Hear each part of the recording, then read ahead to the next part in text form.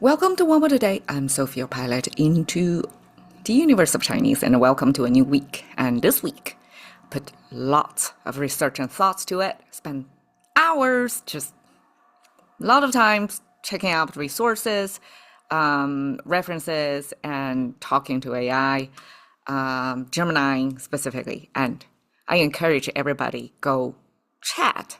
And sometimes I question what AI came up with, and when I check into sources of reference, sometimes I can be convinced, sold. Sometimes I still hold my own theory. So today's character is an important one.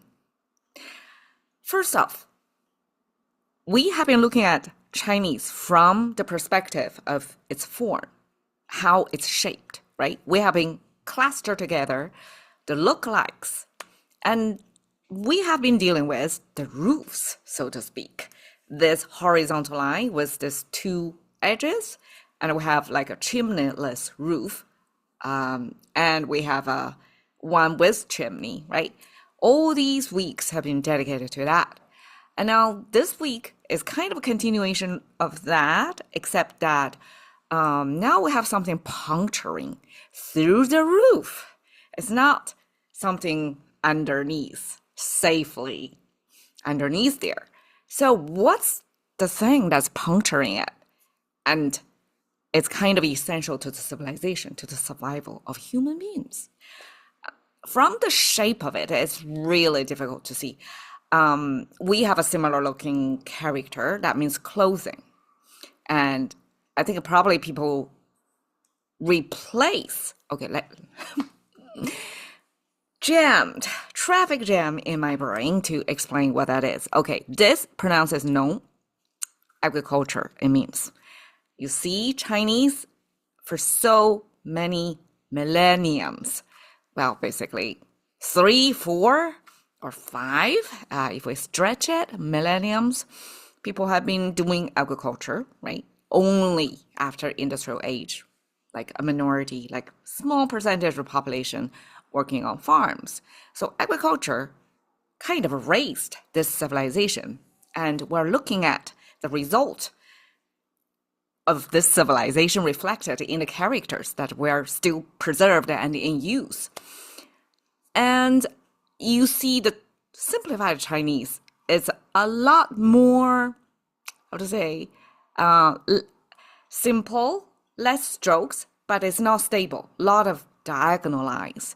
Right? It's hard to kind of, if I ask you to close your eyes, probably your brain cannot capture the whole thing easily. Only me, like I repeatedly handwriting this, dozens of times that I have muscle memory of how it's written. Well, if you look at the traditional Chinese, it's even worse, right? A lot more things going on. And why? Like how does agriculture-based civilization talk about agriculture? It brings out the imagery of what agriculture is about. There are two, myths or perception of agriculture reflected in this 2,000 years ago's dictionary. Xu Shen, this one dude dedicated his lifetime compiling Chinese characters and kind of standardize. This is not a government-funded project, but just single-handedly, this one person, scholar, dived into piles of books. I would imagine it was a lot harder than today. It's at fingertips, clicking. But back then, right? So I would mention him, Xu Shen, as much as I want to just memorize, pay tribute to this mastermind of words, characters, preservation of a character, standardization of the character. He put in so much. So this is from the dictionary recorded by him.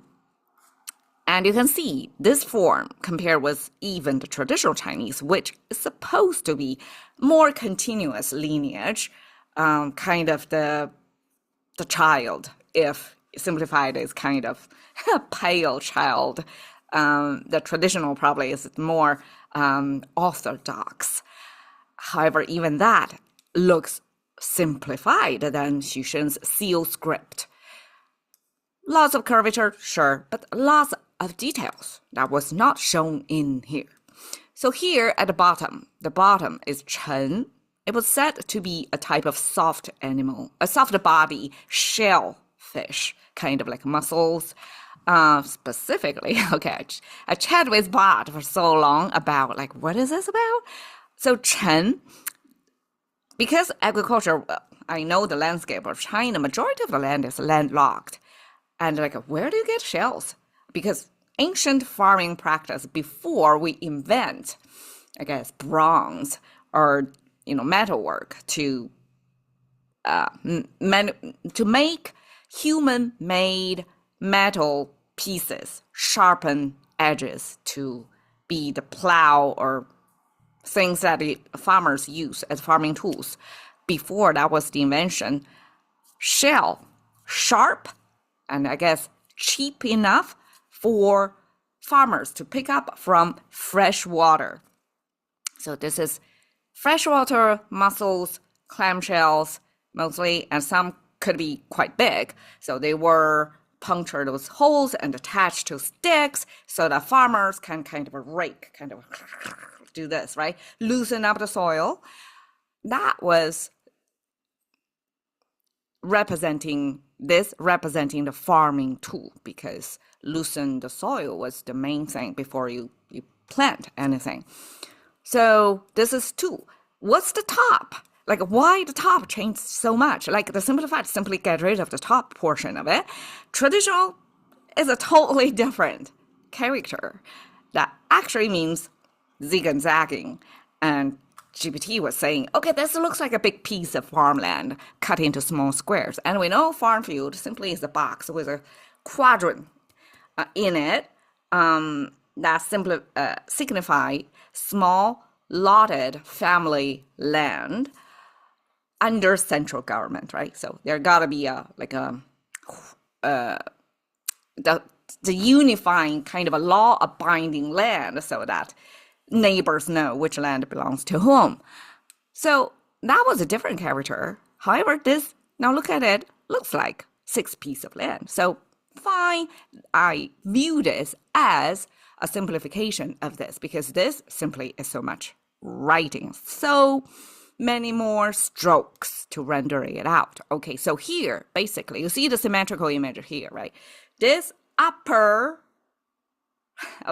frame reaching down hand is one of the 3 hand symbols. We have a 3-finger hand reaching from bottom right, which is your viewer or language user's first-person perspective hand, as if reaching like a computer game from the bottom of the screen. 3-finger hand symbol, that's most common hand form. And then we have 5-finger hand symbol, kind of talking about hand motion, something done by the hand. And then that's like full form of 5 fingers. And we also have this 3-finger, kind of like comb-looking hand, reaching from the top of the frame. That means it's not your hand, and possibly not even human hand.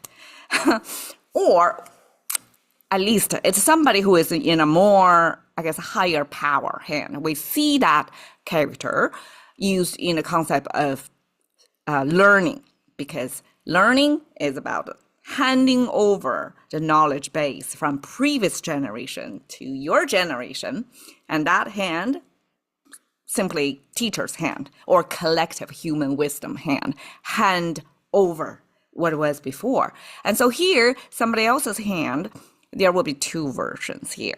And that's my 2 versions of reading of what, as a culture, Chinese view agriculture is.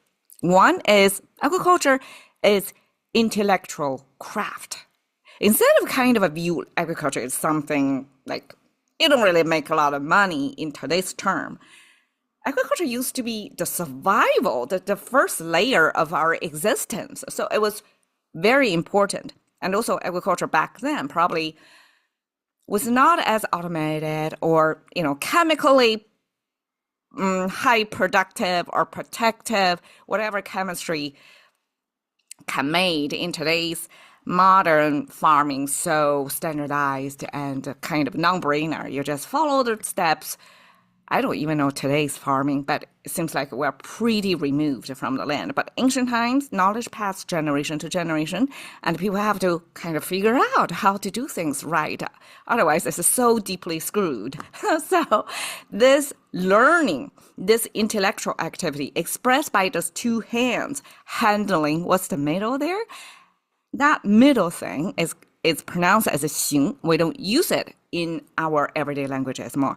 It was made into several characters, and this was said to mean the soft spot on the top of your head when it's baby time, that your kind of skull was not fully formed, so there would be this soft shifting panels of your skull still kind of trying to come together, become a one piece, but that was still soft time, and you can still feel the cracks in between. So, well, okay, it's baby brain, basically. Baby brain, and this one pokey thing can be multitudes of things, because we've seen this character, the shape can be a spool of thread even, and it looks like that.